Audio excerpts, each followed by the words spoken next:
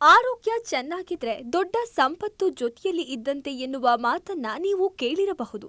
ಹಾಗಾಗಿ ಯಾವುದೇ ರೀತಿಯ ಆರೋಗ್ಯ ಸಮಸ್ಯೆಗಳು ಕಾಡದಿರಲು ಅನೇಕ ರೀತಿಯಲ್ಲಿ ಕಾಳಜಿ ವಹಿಸುತ್ತೇವೆ. ಅದರಲ್ಲಿ ಉಗುರು ಬೆಚ್ಚಗಿನ ನೀರು ಸೇವನೆಯೂ ಸೇರಿದೆ.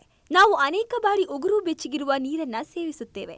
ಸಾಮಾನ್ಯವಾಗಿ ತೂಕ ಇಳಿಸಿಕೊಳ್ಳಲು ಪ್ರಯತ್ನಿಸುವ ಜನರು ಕಡಿಮೆ ನೀರು ಕುಡಿಯುತ್ತಾರೆ.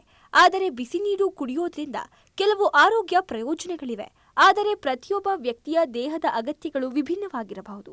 ಕೆಲವರು ಬಿಸಿ ನೀರನ್ನ ಕುಡಿಯೋದನ್ನ ತಪ್ಪಿಸಬೇಕು, ಏಕೆಂದರೆ ಇದು ಎಲ್ಲರಿಗೂ ಒಂದೇ ರೀತಿಯ ಪರಿಣಾಮಗಳನ್ನ ಬೀರುವುದಿಲ್ಲ.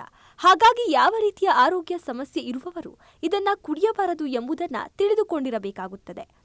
ಸಾಮಾನ್ಯವಾಗಿ ಶೀತ ಮತ್ತು ಕೆಮ್ಮಿನಿಂದ ಬಳಲುತ್ತಿರುವ ರೋಗಿಗಳು ಉಗುರು ಬೆಚ್ಚಗಿನ ನೀರನ್ನ ಕುಡಿಯುವುದನ್ನು ತಪ್ಪಿಸಬೇಕು, ಏಕೆಂದರೆ ಇವು ಗಂಟಲಿನಲ್ಲಿ ಊತ ಮತ್ತು ಉರಿಯೂತವನ್ನು ಹೆಚ್ಚಿಸುತ್ತದೆ. ಇದು ಅವರ ಸ್ಥಿತಿಯನ್ನ ಇನ್ನಷ್ಟು ಹದಗೆಡಿಸುತ್ತದೆ. ಬದಲಾಗಿ ಅವರು ಬೆಚ್ಚಗಿನ ನೀರನ್ನ ಕುಡಿಯಬೇಕು.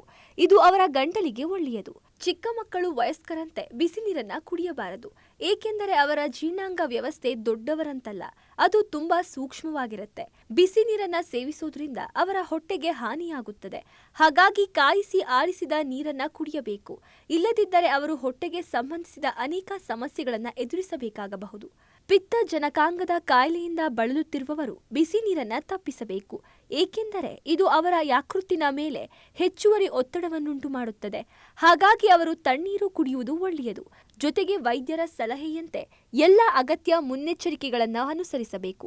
ಪಿತ್ತಜನಕಾಂಗವು ಬಹಳ ಸೂಕ್ಷ್ಮ ಅಂಗವಾಗಿದೆ. ಅದರಲ್ಲಿ ಯಾವುದೇ ರೀತಿಯ ಸಮಸ್ಯೆ ಇದ್ದರೂ ದೇಹದ ವಿವಿಧ ಕಾರ್ಯಗಳ ಮೇಲೆ ಪರಿಣಾಮ ಬೀರುತ್ತದೆ.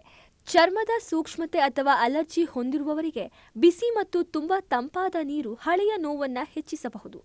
ಸಮಸ್ಯೆ ಹೆಚ್ಚಿಸಲು ಬಯಸದಿದ್ದರೆ ಕಾಯಿಸಿ ಆರಿಸಿದ ನೀರು ಕುಡಿಯಿರಿ.